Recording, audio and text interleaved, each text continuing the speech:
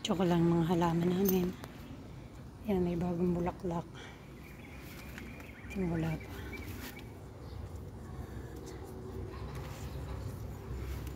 May bulaklak.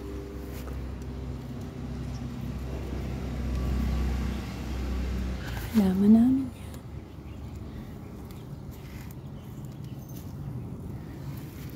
yan.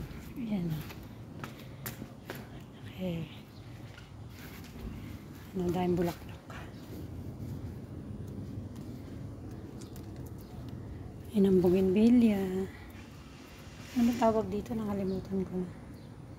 Yan red. Ito pink. Isa lang pala yung red. Yan. Ito. Yung bougainvillea namin.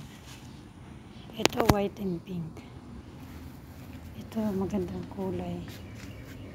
Ayan.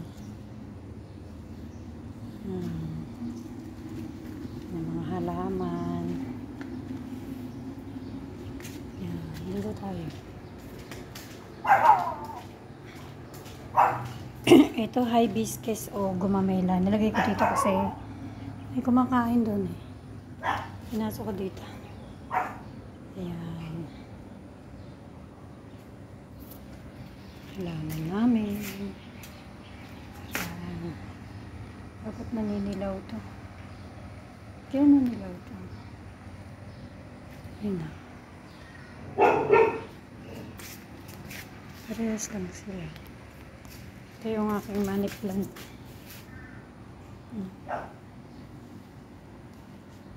Ayan. Ba't kaya may mga dilaw? Ayan. Ano ko napapagod sa mga halaman na yan. Ayan. Ito talaga mahirap pa, parang fern. Pag nainitan lang ng konti, may dilaw na. Ayan. Parang fern din siya. Ayan. Ito tayo sa kabila. Sa kabilang side. Tayo sa labas. Ayan. May gumamera na. Ayan na, bougainvillea. Yung iba wala pang bulaklak.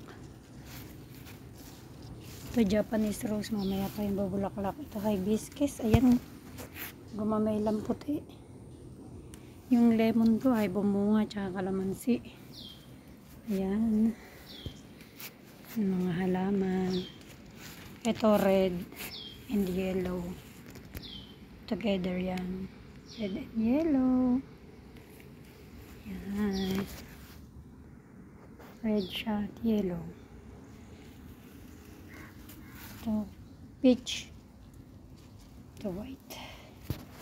Ito, pure white. Ito, ang daming bulaklak. Ay, bulaklak. Open na siya. Open na yung bulaklak. Yan. Okay.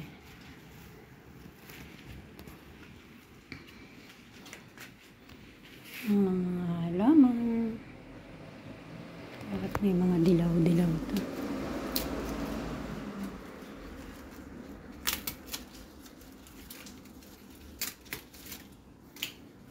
Ayan. Ito, laki ng dahon.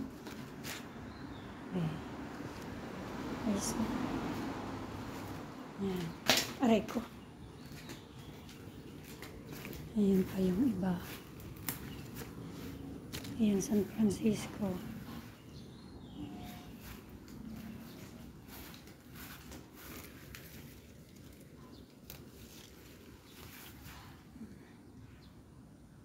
Halaman namin sa gilid.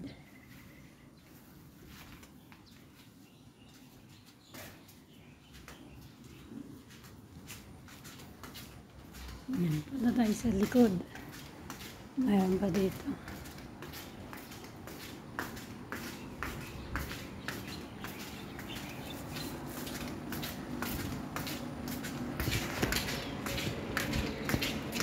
Papagod na sa mga. Ayan. Ganda ng bulaklak. Ayan.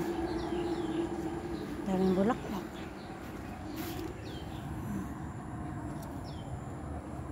Ayan. Ito white siya. Yan. Yan, dito wala. Yan. Pink din. Wala pang bulaklak yung iba. Yan ang halaman namin. Nilinis ko na yung taniman ko dito. Okra na lang natira. Tsaka yung kangkong ko.